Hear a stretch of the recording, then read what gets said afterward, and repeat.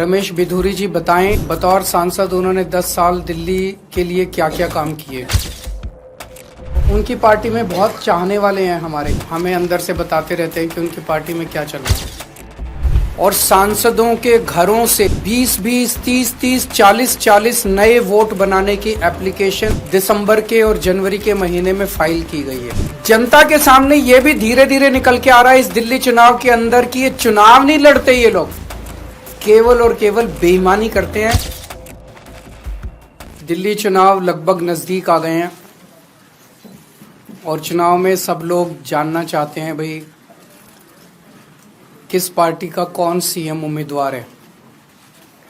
आम आदमी पार्टी की तरफ से तो शुरू से ही ये जग जाहिर था, पूरी पार्टी ने निर्णय लिया था, मेरे नाम के ऊपर सहमति थी कि अरविंद केजरीवाल जो है वो सीएम उम्मीदवार होंगे। भारतीय जनता पार्टी का पता नहीं चल रहा था किसी को कि कौन होगा। कल इनकी सीईसी की मीटिंग हुई है, सेंट्रल इलेक्शन कमेटी की मीटिंग हुई है और सूत्रों से पता चला है कि उस मीटिंग में भारतीय जनता पार्टी ने शायद निर्णय लिया है कि रमेश बिधूरी जी भारतीय जनता पार्टी के सीएम उम्मीदवार होंगे।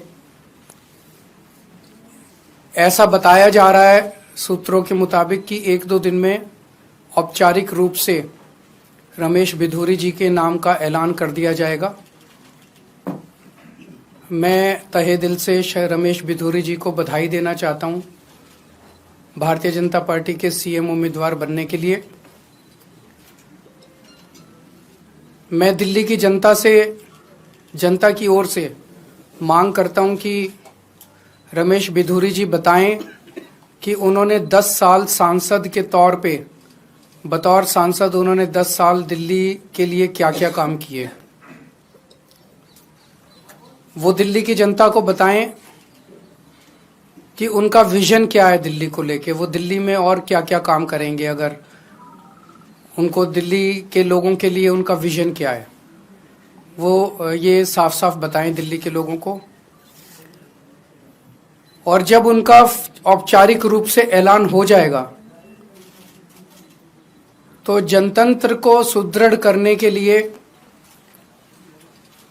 मैं ये भी चाहूंगा कि उनके औपचारिक नाम का ऐलान होने के बाद एक दिन दिल्ली के लोगों के सामने, देश के लोगों के सामने, सारे मीडिया के सामने आम आदमी पार्टी और भारतीय जनता पार्टी के रमेश बिधूरी जी के जो भी सीएम कैंडिडेट होगा उनके बीच में एक सार्वजनिक डिबेट होना चाहिए जिसमें जनता देख सके कि वोट इसको देना है कि उसको देना है, इसने क्या काम किया, उसने क्या काम किया, इसका क्या विजन है, उसका क्या विजन है।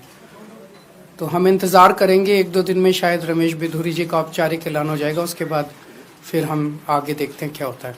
अगर कोई प्रश्न है आपके तो क्या आप ये फैसला सही मानते हैं? मतलब आपको लगता है वो सही जनता तय करेगी कि कौन सही है कौन गलत है। मैं तो कौन होता हूँ। हाँ जी, सूचना कैसे मिली? सूत्रों से, जैसे 11,000 वोट जो शादरा में कट रहे थे वो हमें उनके अंदर के लोगों ने ला के दिए थे सारे कागज़। तो उनकी पार्टी में बहुत चाहने वाले हैं हमारे, तो जो हमें अंदर से बताते रहते हैं कि उनकी पार्टी में क्या चल रहा है। सर, दिल्ली पुलिस की एक क्राइम रिपोर्ट आई है जिसमें ये कहा गया है कि 2024 में क्राइम किसी भी तरह का हो, खासतौर से संगीन अपराध जो है वो बहुत कम हुए हैं। जनता से जाके पूछ लो, सरेआम दिल्ली की सड़कों पे गोलियां चल रही है।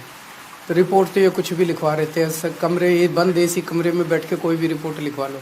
जनता से पूछो कि जनता कितना अपने आप को सुरक्षित महसूस कर रही है। सर, नई दिल्ली विधानसभा क्षेत्र में वोटर लिस्ट को लेकर बार-बार आपकी पार्टी के नेताओं के द्वारा जा रहा है, गड़बड़ी की जा रही है, नए नाम जोड़े जा रहे हैं। आज संजय जी ने जो खुलासा किया है वो बहुत ज्यादा चौंकाने वाला है। गाली गलौज पार्टी के कई कैबिनेट मिनिस्टर्स और सांसदों के घरों से 20-20, 30-30, 40-40 नए वोट बनाने की एप्लीकेशन दिसंबर के और जनवरी के महीने में फाइल की गई है। ये कौन लोग हैं? अचानक इतने लोग सारे बीजेपी के गाली गलौज पार्टी के सांसदों के घरों में कैसे आ गए? कई ऐसे एक कमरे की झुग्गी, छोटी सी झुग्गी, उसमें 30 वोट बनाने की एप्लीकेशन आई हुई है। एक छोटी सी दुकान, उसमें 40 वोट बनाने की एप्लीकेशन आई। कौन है ये लोग? तो जाहिर तौर पे भारतीय जनता पार्टी हार मान चुकी है और जनता के सामने ये भी धीरे धीरे निकल के आ रहा है इस दिल्ली चुनाव के अंदर कि ये चुनाव नहीं लड़ते, ये लोग केवल और केवल बेईमानी करते हैं। इस चुनाव के अंदर इनकी एक एक बेईमानी, हमारे कार्यकर्ता इतने सतर्क थे कि उन्होंने एक एक बेईमानी इन लोगों की पकड़ ली है। पर वो सारी बातें हैं, उस पर भी चर्चा करेंगे। आज तो आप यही जनता को बताइएगा कि रमेश बिधूरी जी जो है वो इनके सीएम कैंडिडेट शायद बनने जा रहे हैं। बहुत बहुत शुक्रिया।